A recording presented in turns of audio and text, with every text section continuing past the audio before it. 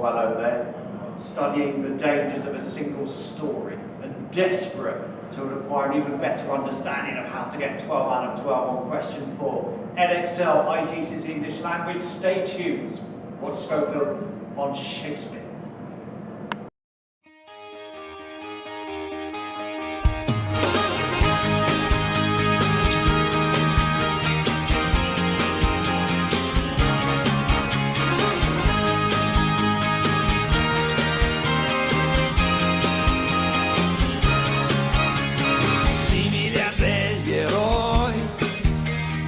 Abbiamo il cuore a strisce, portaci dove vuoi.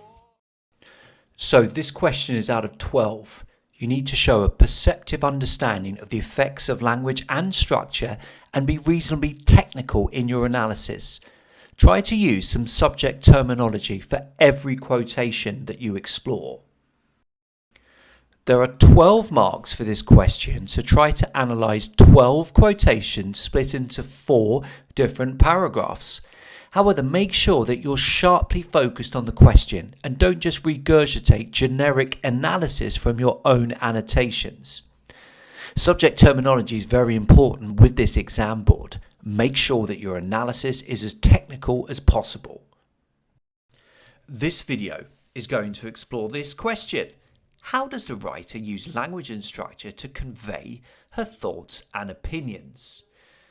So, jot this question down now and consider the danger of a single story in light of this question as it reappears on screen at 5-second intervals. You may like to add additional annotations to your copy of the text, choosing quotations particularly pertinent to this question.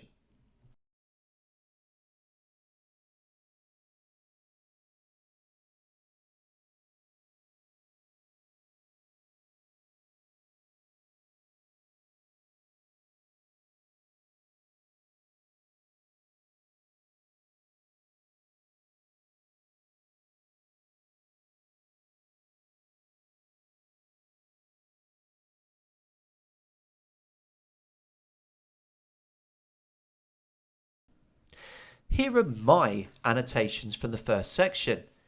Notice, as ever, that you don't just underline willy-nilly. You need to genuinely annotate using technical terminology, as I do here when I write grammatically incomplete, adjectives, parallelisms, anecdotes, hyperbole. And I explore these in relation to the question. So have a look at my annotations on the text as a whole, pressing pause on each slide to absorb, ponder, and possibly add to your own annotations.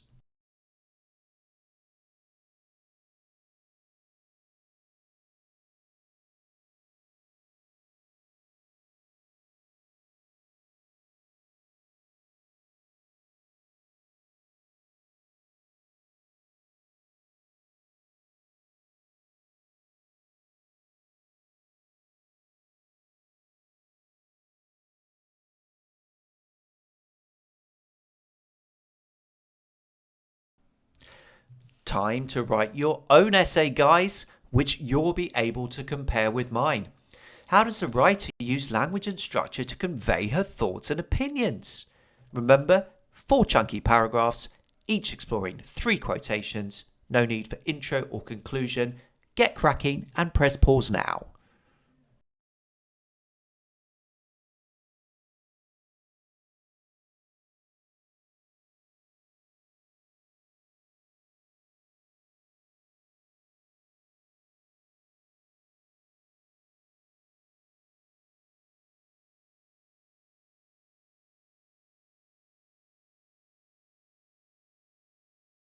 How did you get on? Produce a delicious 12 out of 12 response. Time to compare your response with mine. Adichie starts her speech with a statement about her profession. She says, "I'm a storyteller." The use of first-person narrative within a very short, simple, declarative sentence introduces the theme of her speech and suggests that she's an expert on the idea of stories and narratives in an informal, non-pretentious, engaging way. She continues to build a rapport with her audience when she reveals that her mother said she started reading at the age of 2, although I think 4 is probably close to the truth. The final subordinate clause within this personal anecdote implies that she's not prone to exaggeration or hyperbole, and that she can be relied upon to give a fair, balanced perspective in a personal, engaging way. However, the most significant point she makes about her childhood relates to the writing she produced, which was inspired by her reading. As well as all her characters being white, they played in the snow, they ate apples, and they talked a lot about the weather. The use of consecutive main clauses reflects the simplicity of childhood writing, and by extension perspectives, but also makes it much easier to compare with her actual experiences in which we didn't have snow, we ate mangoes, and we never talked about the weather. The use of parallelism and the shift from a third-person plural narrative to first-person emphasises how the narrator's experience and culture was directly opposed to her own writing. Key point of this speech is to suggest the unhelpfulness and unhealthiness of children only being provided with literature from a Western culture and not their own. Following this introduction, the speaker highlights the power of fiction to influence people, particularly children. She states that we are impressionable and vulnerable in the face of a story. These adjectives imply that we can be deeply affected by what we read and potentially hurt, which was the case for Edexcel as a child, who came to the erroneous conclusion that novels couldn't focus on Africans and their interests and concerns. However, when she did find a handful of African writers, she realised that girls with skin the colour of chocolate could also exist in literature. The noun phrase emphasises the appealing beauty of black skin, whilst the verb exists shows the extent to which she had been misled by the overwhelming predominance of Western books in Nigeria.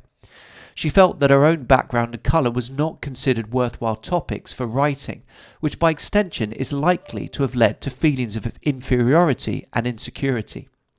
However, it is notable that Edexcel is not suggesting that Western books should not be read and enjoyed by other cultures. As a child, these books stirred her imagination. They opened up new worlds. These 2 consecutive simple sentences suggest that she was inspired and stimulated by this exposure to very different cultures and experiences. However, the key point is that they should be read in conjunction with books which reflect the reader's own life and culture. In the middle part of the speech, Edexcel points out that all of us can potentially be prejudiced by overly simplistic views of other cultures, and emphasises the importance of listening to their stories. For instance, she had a servant and was told that he was very poor. Consequently, she felt enormous pity for him and his family. The adverb very emphasises the perceived extent of the servant's poverty, which results in young Edexcel feeling a great deal of empathy, hence the adjective enormous. However, we learn that such a perspective was unhelpfully restrictive, something highlighted during a visit to the servants' village, in which the mother showed them a beautifully patterned basket made of dyed raffia. This noun phrase suggests the impressive intricacy and splendour of the basket. Seeing this basket forced the speaker to reassess her previous attitude, and she concluded, "Their poverty was my single story of them." The metaphor of a single story is used throughout the speech, including in relation to Mexicans as hell-bent on low-level criminality and immigration. However, here, the narrator recognises that only seeing the servant and his family in terms of poverty was unhelpful and patronising. Although it was clearly one part of their existence, there were other sides which needed to be understood and appreciated, something true for life as a whole. In the final part of the speech, the speaker emphasises the power of stories and accounts from different perspectives. She writes, "Stories matter. Many stories matter." The use of parallelism within stark, simple sentences drives home the crucial role played by books, but also, presumably, first-hand accounts in influencing the way we think. She continues, "Stories have been used to dispossess and to malign, but stories can also be used to empower and to humanise." The verbs give further details about the power of books. On the negative side, they can be used to justify the primacy of one culture above another and to cause harm. On the positive side, they can help build up confidence and agency, and help the reader become more empathic and informed. Note also the grammatically redundant repetition of the subject's stories within the second main clause, which once again draws attention to the writer's opinion about the critical importance of stories to the world we inhabit. This is summed up in her final sentence when she declares that if we recognise that there is never a single story about any place, we regain a kind of paradise. This final metaphor suggests that genuinely listening to others and refusing to simplify can result in a beautiful, idyllic, happy world. How does this achieve the full 12 out of 12? God damn it! Well, notice the concision and precision of the opening topic sentence. I want to show that I have an immediate understanding of the writer's thoughts and opinions. The question asks us to use brief quotations. So have a look here how I've edited all 3 quotations within this paragraph. In the first 2 I've used ellipses to indicate missing words, and in the second I've used square brackets to suggest that an individual word has been altered to ensure my sentence as a whole makes grammatical sense. In these videos I've consistently hammered home the importance of using subject terminology post quotations. Both language subject terminology, here adjectives, noun, phrase, and structure, simple sentences. Note how useful connectives can be when it comes to building upon your previous point or switching to a different perspective. This has been a Schofield on Shakespeare production, helping you with the danger of a single story.